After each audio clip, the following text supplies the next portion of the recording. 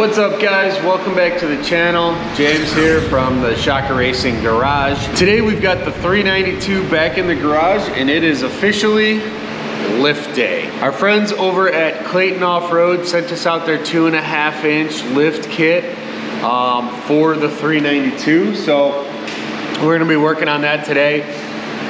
Excuse the noise if it's kind of noisy in here. It is a nasty, muggy day here in Chicago, so I've got the garage door closed and we are trying to keep it cool in here with a bunch of fans and a portable AC unit. So just trying to stay so we're not like working in a swamp today. So bear with me on the sound. Now let me show you what we've got going as far as parts for this lift kit and what we're gonna be doing today. Okay, so what I've done is I've laid out the parts for the front and the rear here. You can see this kit came with the rear track bar, the lower and upper rear control arms, the springs, the end links, and then same thing for the front. We've got the upper and lower control arms, the front track bar, the springs, and bump stops for both front and rear. Now one thing you'll notice that I haven't seen on other lift kits is that Clayton is kind of known for these squared off and boxed control arms that just look and feel like super beefy. I mean, these things are like ridiculous. Those are gonna take some beating on the trails and should hold up nicely. The Overland Plus kit includes adjustable control arms that feature gyro joints that are maintenance-free, dual durometer, self-centering joints that offer superior ride quality without compromising functionality. And so now what I should mention with this lift kit being a 2.5 inch lift, I really didn't want to go up very much from the stock height on the 392 because I honestly think it's got a great stance and sits really nicely with the 37 inch tires with the stock height. The reason we wanted to go with the lift kit from Clayton, it's going to give us just a little bit of a lift, and so we've taken a bunch of measurements so that we know exactly how high it ends up, how much it actually ends up raising it.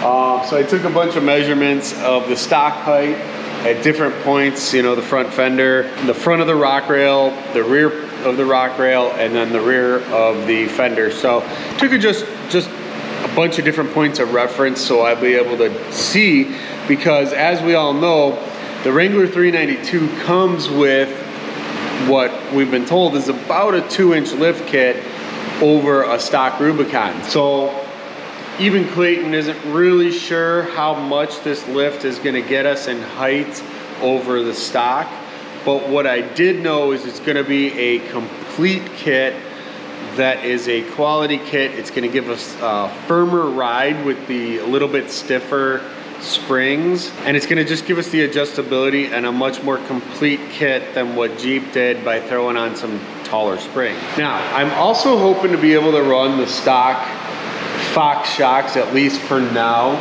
on the 392 with this kit, because being that we're not really going up much in height, we're hoping that it's going to work with just the stock Fox shocks, mainly for the reason that we like that the stock Fox shocks have the bronze accents on them. You can see it in here right now, but when we open things up, I'll try to show you that. But they've got the bronze accents on there. We kept the stock wheels with the bronze, you know, the bronze wheels from the factory. So we're trying to keep the 392 look and what's special about the 392 while doing these, you know, mods to the vehicle. So hopefully we'll be able to keep those. We're going to try to do some measurements when we disconnect things and drop them down just to see if it's going to work. Otherwise I may have to scramble and try to find some shocks, which from what I'm hearing there's not a lot available at the moment. So we'll see what happens there, but we're going to try to do it. Otherwise maybe some shock extensions or something for now. So as usual, I've got my friends Tom and Greg coming over today to give me a hand with this one. I have only done one other lift kit on the Gladiator before in my life, and we did that on a scissor lift, so it's going to be a little different for me doing it on the ground in my garage, but shouldn't be too bad. And We should be able to knock this out hopefully fairly quick. So what I'm gonna do while I'm waiting for these guys, I'm gonna get it jacked up, the front end, get it up on some good jack stands so we'll be able to work with the suspension here. And so I'm ready for them when they get here. I also decided I should probably give you guys, show you what it looks like stock. So this is stock ride height, but with 37-inch tires. We've got the TerraFlex wheel spacers on it to space it out a little bit to clear the APB brakes. But this is stock height just with 37-inch tires. And we go around to the other side here.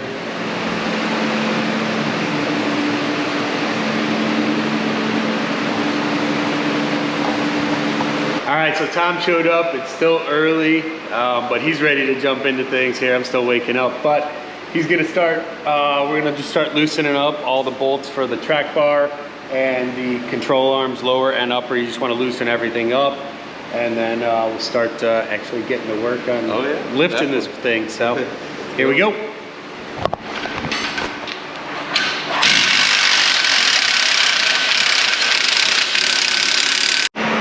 So after all the control arms are loose, the next step is to remove the sway bar links.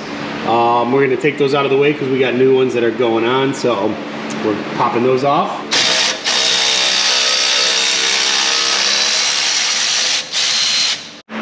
Next up after the sway bar links is it says to remove the shocks. We're gonna keep this shock, so we're actually just gonna undo the bottom one so that it releases it from the shock.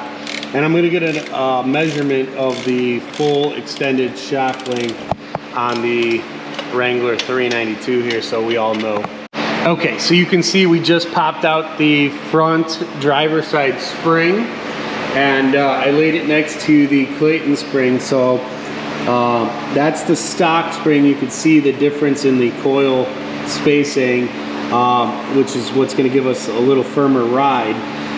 What we're noticing though is that they are about the actual same size. So this lift kit may actually not gain me any height advantage at all. So we'll get it all back together. We'll see how things measure out, but looking at the springs, I don't know that we're gonna gain much height. Tom actually just pointed out though, as I was saying all that because of the tightness and the firmness of this one, it may not, the Clayton spring may not compress as much as the factory does because of how big the coils are. So again, we're gonna see once we're all done here what the results are. Okay, so we just got the stock front upper control arm out.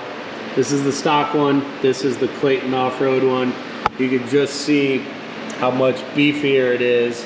And then obviously we've got the adjustments here so we can get it aligned to spec and get it properly done.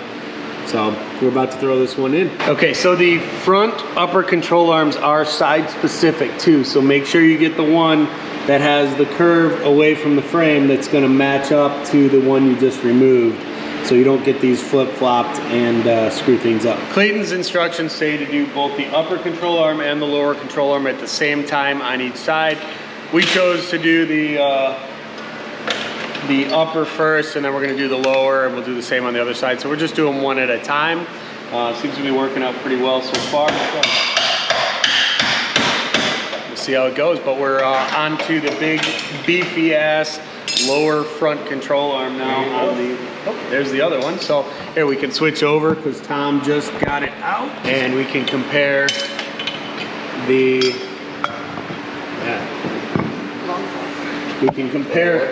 look at how beefy and boxy this Clayton OffRoad one is compared to the stock little wimpy guy here. So big difference in size. And we just gotta adjust the length, and we can throw this bad boy in. So we got all 4 control arms done. So now we are working on removing the track bar here so we can upgrade that to the Clayton track bar, which this is just two bolts and nuts, just like everything else has been. And we'll get that swapped out. Okay, here's the front Clayton track bar compared to the stock. It's a little beefier, definitely heavier in weight, and adjustable like all the control arms where all the stock stuff is not adjustable. So we're gonna set the length of this according to their specs, and then we'll get it installed. So the track bar was probably the hardest thing we did so far, just because once you unbolted the stock one, the whole axle kind of shifted. So it took some maneuvering and muscling of the axle up and down and whatever until we got the bolts to line up. So we got that done. After that, the next step is to pop the springs in. So we got the first one here on the driver's side done, and we're about to do the passenger spring. Ready? We're good. All right, we're in. You just got to make sure you get it like the rubber up here, and there's like 2 nipples in the rubber thing that go up in there, and then get it mounted properly on the perch at the bottom with the coil here. So with the spring in place, then the next step will be to bolt up the shocks, get the axle kind of all back in, and button up, reconnect our brake lines and wires and everything like that. All right, so we got the front end back on the ground. All the bolts are still loose or loosely snugged on all the control arms, the track bar, everything. We're gonna come back to that once it is fully back on its own weight. But right now we are jumping onto the rear. First thing we gotta do is loosen up the bolts for the upper and lower control arms, as well as the track bar. And then we'll worry about getting the spring out and getting the new stuff installed. Bye-bye.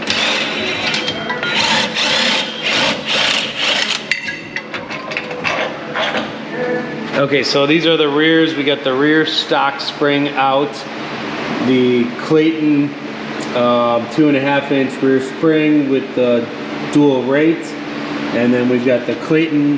This is the upper control arm in the rear versus the stock. Again, you can see how beefy the tubes are. Yeah, it looks like the rear shock seems to measure out right at about 27 inches from eye hole to eye hole. These are the rear lower control arms. Again, the big beefy boxy ones. And we just got to measure out this one to 20 inches. And the stock looks like it's how long, Greg? 19 3/4 strong. 19 3/4. And we got to set this one to 20 according to Clayton. There we go.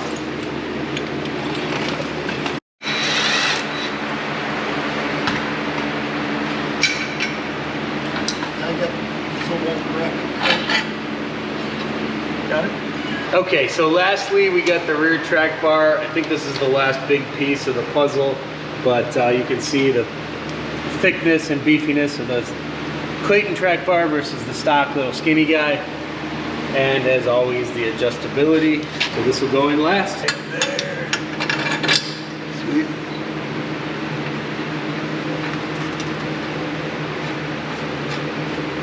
All right, so we just got the springs in. We jacked the rear end up a little bit to hold them into place, making sure we didn't lose the spring perch at the bottom or the top. There's a rubber piece up in there.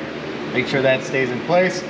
Now we're gonna jack the rear end up more so we can get the shocks bolted back in and wrap things up. So what we're doing here is Clayton gives you kind of a one-size-fits-all sway bar end length. Comes with a long threaded rod. You basically just cut it down to the size for your size lift and then add the links on the end. So right now we're just cutting down these threaded rods. We're using a Sawzall with a metal Sawzall blade, and it seems to be cutting through just fine. We're just kind of clamping it down to the bench and then cutting it off. So after cutting down the threaded rods and adding the end link pieces on, we bolted in the sway bar end link. So that one's all bolted in and ready to go. Just note that on the passenger side front, there are 2 spacers that kind of go in between the bolt, the link, and then the nut on the inside so that it sits properly. On the top, you just bolt it in like the stock ones were removed using the Allen. All right, so we got it back down on all 4 wheels. It feels really high right now. We're all just looking at it like it feels big. But we still need to get back underneath, tighten down all the bolts, torque everything to spec, and once we get it out on the road and actually drive it and let it settle a little bit, we'll get a real feel. We'll be able to actually take all the measurements. As of right now, We just measured and it's sitting, what do we say, an inch, 1 inch higher at the top than stock. But again, so the 392 has about a 2-inch lift. This is Clayton's 2.5, so we're expecting about a 1/2 inch difference. Right now we're sitting at an inch without settling and without like locking everything down. So we're gonna do that, finish things up, and probably get it outside, take it for a test drive, and then see where it settles. So we're gonna do that now. Okay, so we got the Wrangler 392 out for its maiden drive. Right off the bat, I noticed the steering wheel is off-centered, so I'm gonna have to adjust the steering wheel. It's real easy. I'll show you guys when we get back to the garage how to adjust that back. But we drove about a mile, ride's real smooth, nice and quiet. It does feel tight right off the bat. I do feel like the steering is tight, but what we did was we drove on over to this park. We're hoping that it settled a little bit. I might need to drive a little more, but we just thought we'd compare it side by side with the Blue JL because he is on the same exact 37-inch tires, but it's on another 2.5-inch lift. So we just thought we'd see how the Wrangler 392 with the 2.5-inch lift sits next to a regular JL Wrangler Rubicon with a 2.5-inch lift. So just figured we'd do a little side-by-side comparison and check it out. So we're looking at them side by side, and we think they actually sit very, very close in height. It's actually kind of deceiving, and we're not sure that the blacktop is level here, but like it looks like the mirror on the Wrangler 392 sits a little higher than on the Blue JL, but the fender looks a little taller on Blue. So I don't know, they're real close. We're gonna try to get them on more level ground. Maybe we'll pull them in my garage, which will be a little closer. We're gonna go back to and we'll get some measurements to confirm how much taller this sits than it did stock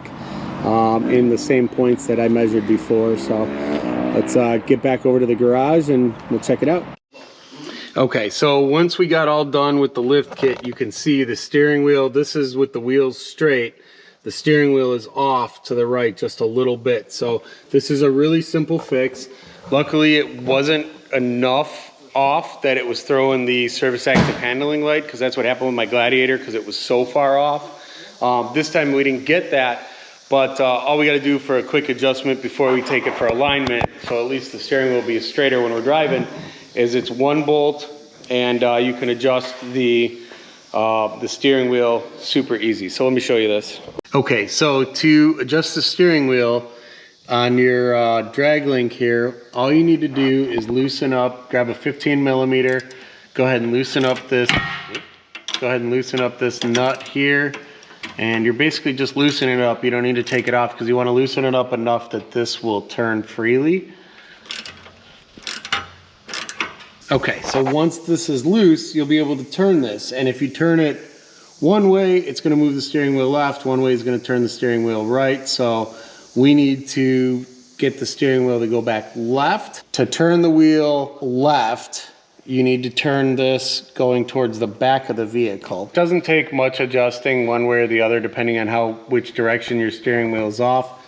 So I rotated just a couple of turns here, not like full turns, but like quarter turns, and tightened it down.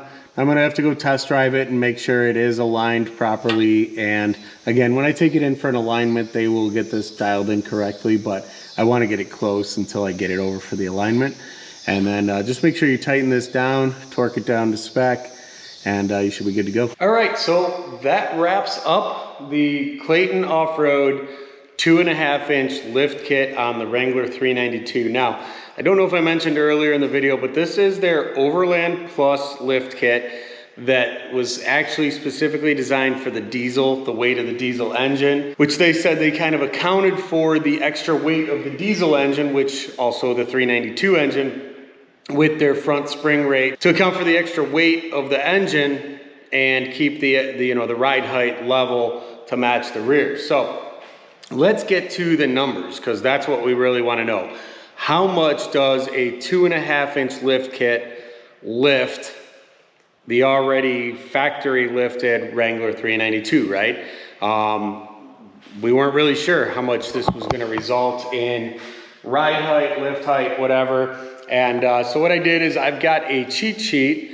Let me flip this around. Okay, so this is my whiteboard that I was keeping all my numbers on. And you can see I've got my stock heights